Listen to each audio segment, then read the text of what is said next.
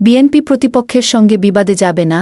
মির্জা আব্বাস ঢাকা বিয়োগ ৮ আসনের বিএনপির প্রার্থী ও দলটির স্থায়ী কমিটির সদস্য মির্জা আব্বাস বলেছেন, বিএনপি প্রতিপক্ষের সঙ্গে কোনো ধরনের বিবাদে জড়াবে না।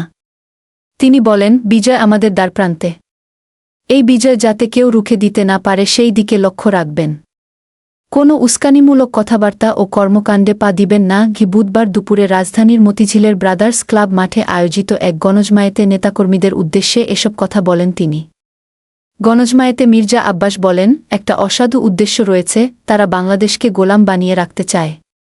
12 তারিখে ভোটের মাধ্যমে জনগণের জবাব দেবে।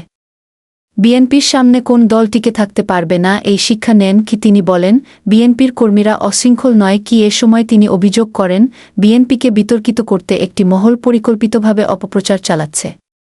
মির্জা আব্বাস বলেন, বিএনপিকে কালিমালিপ্ত করতে একটি মহল পরিকল্পিতভাবে অপপ্রচার চালাচ্ছে।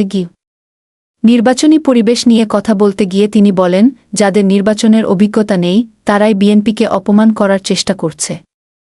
নির্বাচনে প্রতিদ্বন্দ্বিতা হবে, কিন্তু উৎসবমুখর হতে হবে। আসন্ন জাতীয় সংসদ নির্বাচনকে সামনে রেখে উত্তপ্ত রাজনৈতিক পরিস্থিতিতে সংযম বজায় রাখার আহ্বান জানিয়ে তিনি আরও বলেন, আজকে কিছু ছেলে কথা বলে যাদের ভিতর কোনো শ্রদ্ধা নাই